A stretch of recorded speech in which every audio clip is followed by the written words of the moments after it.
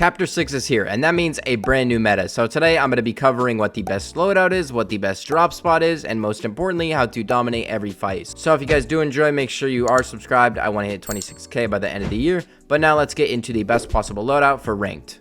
Now in your loadout, obviously the best shotgun in the game right now is the Sentinel pump shotgun, and it's a great pump shotgun overall, but it also does a great amount of damage to builds. So you can take walls really quickly with this shotgun, and it also basically has no delay for pullout time. So if you swap from a gun to your pump, or you swap from an edit to your pump, you're going to basically have no pullout time. So always remember that when you're using this shotgun.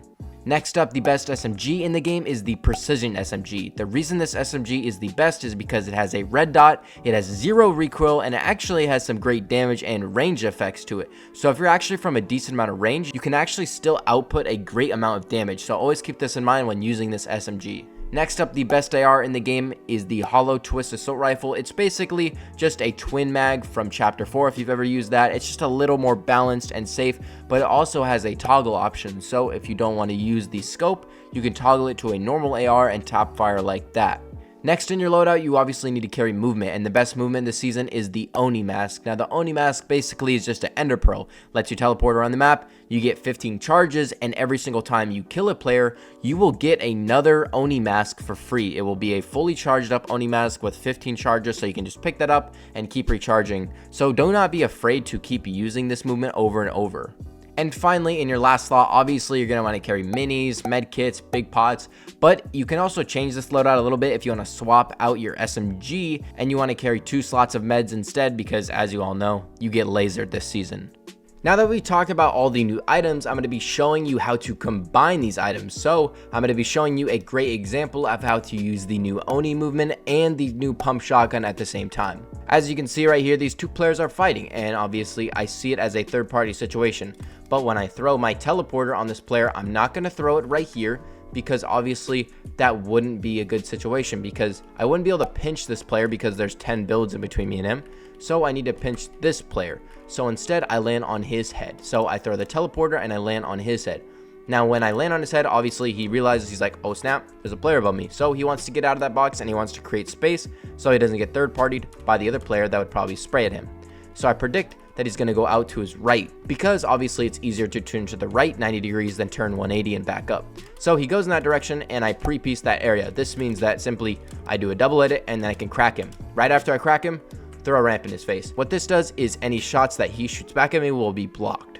But it also forces him to get out of that box as well. And when he tries to get out of that box, I predict again that he's going to go out to his left, my right. So I pre-piece that area. As you can see, I'm already looking there before he even edits that wall.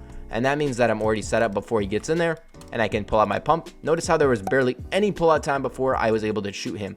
So make sure when you're editing, you know that you can shoot really quickly with the pump. So now let's talk about how you're going to win games consistently. The first way you can win games is by having really good movement. Obviously, the Oni mask is the best movement in the game right now, but I want to show you a quick example of what you shouldn't do. As you can see, this player right here is in the back of zone, and as you can see by the minimap, he's not in zone yet. Unlike me, I'm in a great position on a hill. Now this obviously means I can hold this player in zone, and as you can see, he's trying to throw his ball into zone, but what he's not doing properly is he's not getting there early, and he's also not scouting where he's trying to go. He's just throwing it blindly over a rock, hoping it's going to land in the right spot. Now since he's sitting behind this rock, he can't see me waiting for obviously him to teleport, and since I know he's literally just going to teleport last second, I can wait for him to teleport and literally just camp it, and then eventually I can get into his box and I can just pick up a simple elimination.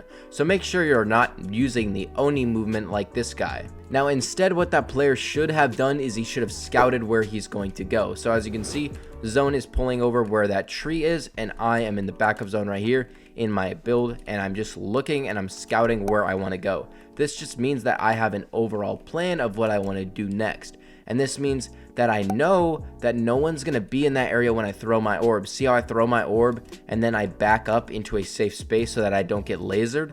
This means that I don't get hit while I'm moving, and I have a safe rotate. I also can see everyone else while I'm moving. I'm not focused on the orb. I'm looking at the other player rotating right here. And this means that when I teleport, as you can see, I'm already looking at him and I already know he's there. And he doesn't know that, and since I know, I can get a beam, and eventually he tries to peek me, but as you can see, I just picked up a free kill just from being smarter. Another thing about the movement, it has a cooldown. Right here, this player tries to run away from me, so obviously he's gonna have a cooldown until he can use the movement again.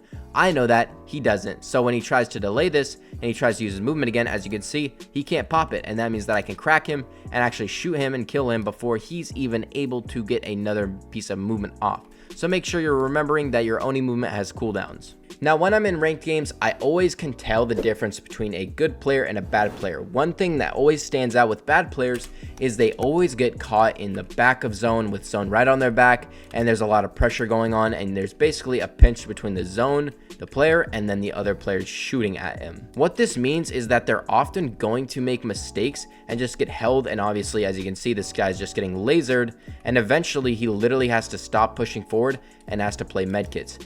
Now, this isn't the only problem with staying at the back of zone. What happens most of the time is when players are back here, they make mistakes. Like this player right here. He is literally not looking in front of him, right? He's still at the back of his zone, so he has to make a quick decision to get out. So he's literally just going to throw a shockwave at his feet and pray.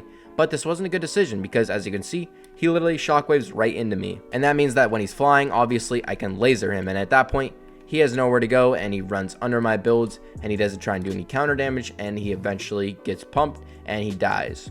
One way you can always guarantee that you're going to get to the front of zone before anyone else is by capping the radio tower, because then you can cap it and obviously see the next zone before anyone else. And that means that you can just get to the front of zone and be in a good position so that when people run towards you, you can just shoot them. Now, in the final tip of this video, I'm going to be showing all of you how to get a secret bunker with 4 god chests and 2 elemental chests. Now, you're probably asking yourself, where is the best spot to land on this new map? Well, the answer is the Night Shift Forest. Now, you may be wondering, why is this place so good? Well, as you can see, down right through here, there's a little bunker. And as you can see, not only is there 4 god chests, max barrels, and a blade, there's also 2 of the new god chests, which will always drop boons, which if you get these will just give you a little bit of a competitive advantage as well.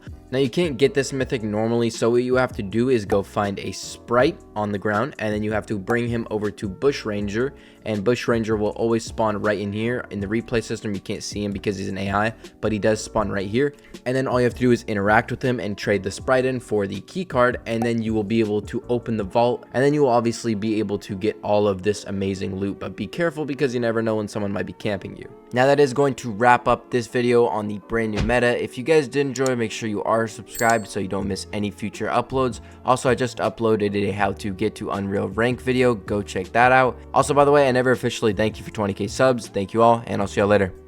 Peace.